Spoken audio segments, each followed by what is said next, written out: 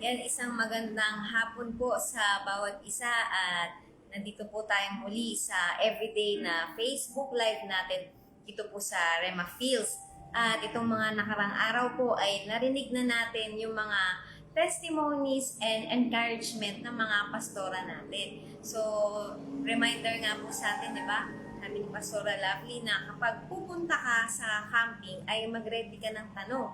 Yan, sa kagaya po niyan, ilang araw na lang or weeks na lang ay Sembreak Camp natin at naniniwala po tayo na every believers camp natin ay kakaiba ang pagkilos ng Panginoon dahil yan ay sama-samang fellowship ng mga mananampalataya. At naalala ko po 2 years ago, year 2022, ang naging pinaka-tema or yung naging topic po natin ay yung how to be led by the Spirit of God. So, yun yung binasa po natin or yung pinag-aralan po natin ay yung book ni Kenneth Hagin na tayo po ay ginagabayan ng Diyos. Tayo po ay kinakausap ng Diyos sa iba't ibang kaparaanan. Naalala ko, sabi nga po dito ni Pastor Boy, when you pray, when you fast. Yan, kapag nais po nating makuha ang rema ng Diyos, ito yung time na kailangan tayo ay mag-ayuno. Sabi nga, kagaya po nung kanilang nakaugalian na every morning, yung tradisyon nila ay nagsisindi sila ng insenso. At yung insenso na yun ay sumisimbolo na everyday ng buhay natin ay tayo po ay nananalangin at nagtatanong sa Diyos. At ngayong Sembreak Camp na darating, alam niyo po maganda po na ngayon pa lang habang hinihintay natin yung camping ay nagsaset na tayo ng mga tanong na alam natin ang Diyos lang ang makakapag-guide sa atin.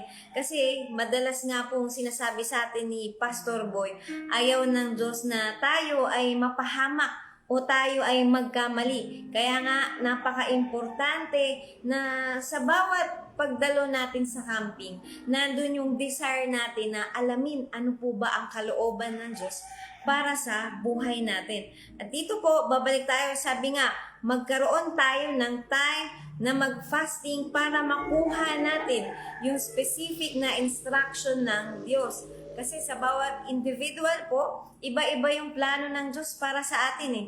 Maaring sa akin, iba ang kalooban ng Diyos at iba din yung plano ng Diyos para sa iyo. Pero para tayo ay lubos na makasunod sa Panginoon, tayo po ay ni-remind, ini-encourage na tayo ay mag-ayuno.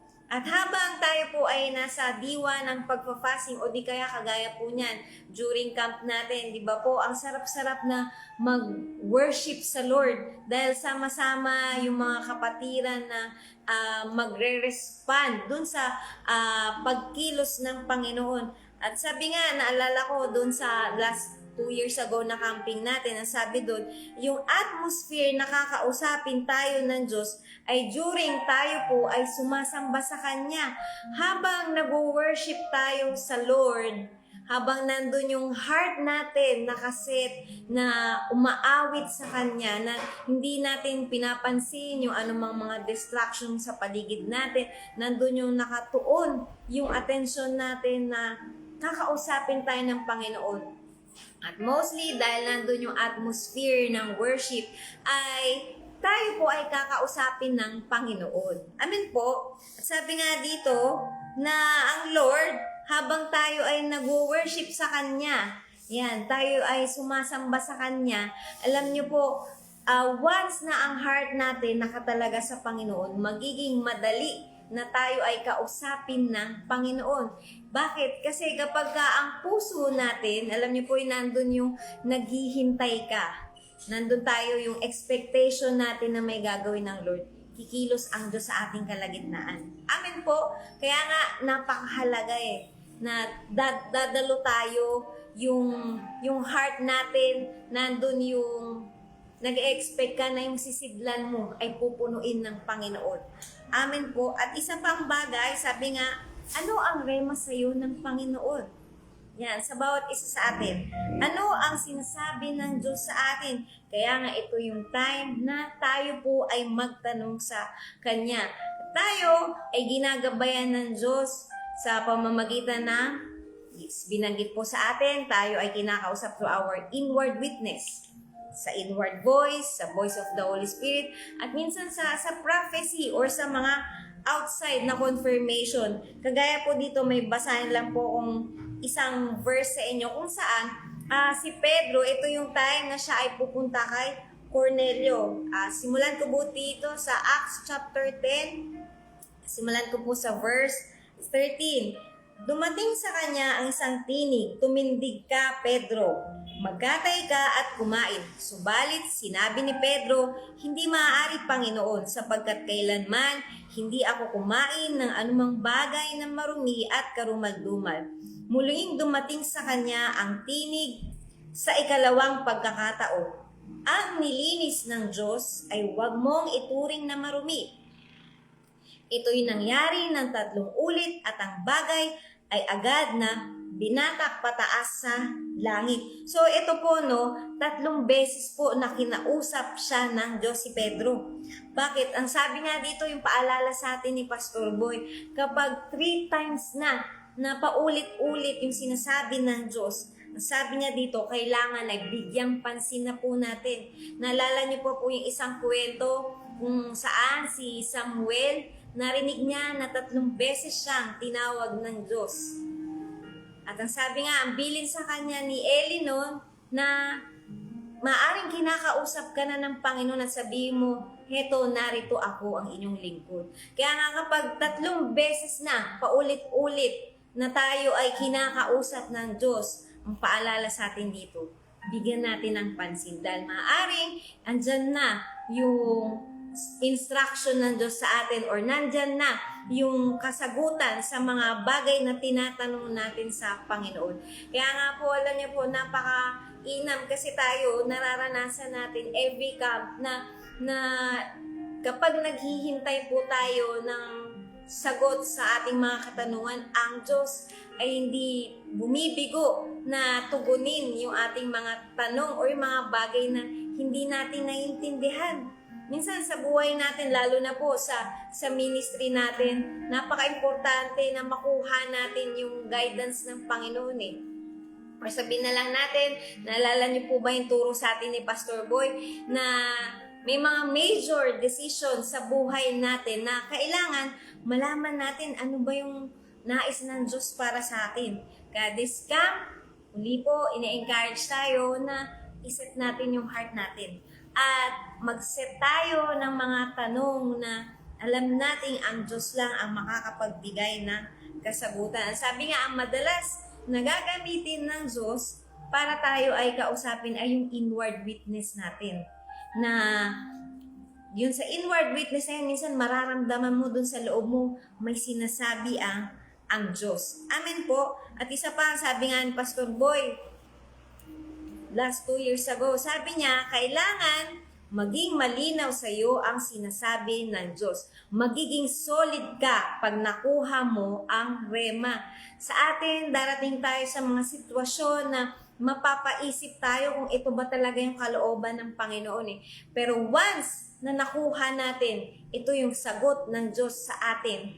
Kahit pa ano pa yung ibulong sa atin ng kaaway or kahit pa ano pa yung makikita nating sitwasyon. Pero dahilan sa nakuha natin ang rema, sabi nga, magiging solid ito sa'yo, hindi ka magsusway sa mga desisyon.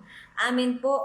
Kaya ito pong yan, habang naghihintay tayo, hintayin natin yung rema ng Diyos sa atin. Alamin natin ang specific na instruction ng Panginoon sa atin. At alam niyo po, maikwento ko po sa inyo, yung kauna-unahan ko pong Believers Camp ay 2008. Yan po ay sa Tikling nangyari. So ako po ay baguhan pa po that time.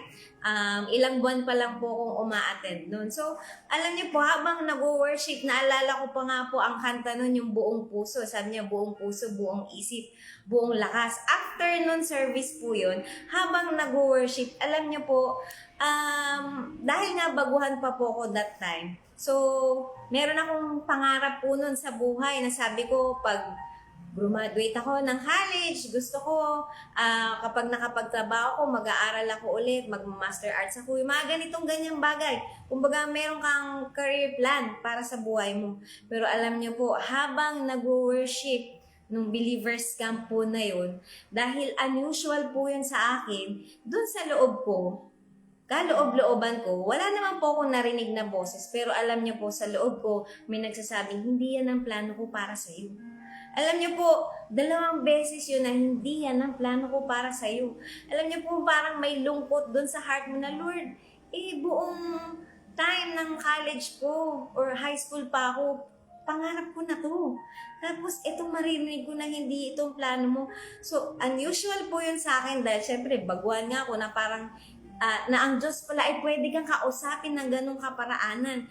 At sinabi ko doon sa classmate ko na nagdala sa akin sa church, sabi kong ganyan, Brad, yun po kasi yung tawagan namin, Brad, habang nag-worship tayo kanina, alam mo, sabi ng Lord, hindi niya plano yung plano ko, yung pangarap ko, pagkayari nating mag-college.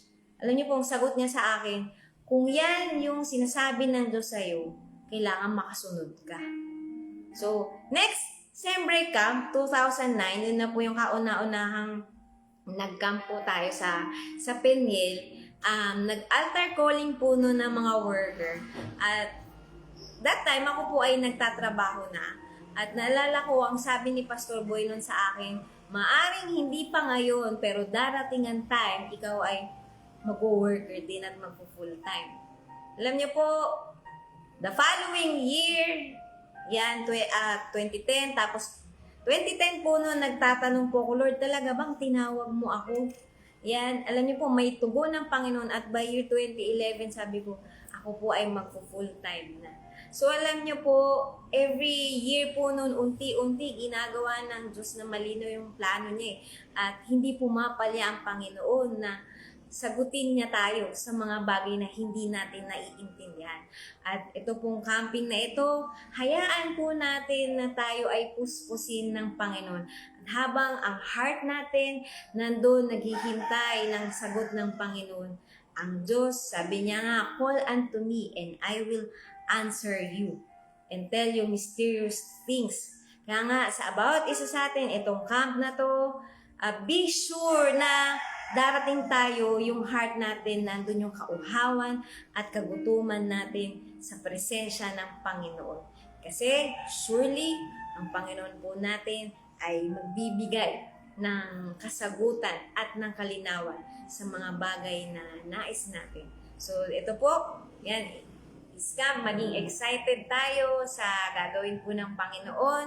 Maging ngayon pa lang, bukod dun sa nagre-ready tayo ng mga dadalhin natin, mga bibiling damit or what, pinaka-importante sa lahat ay ready yung heart natin na makatagpo natin ang Panginoon.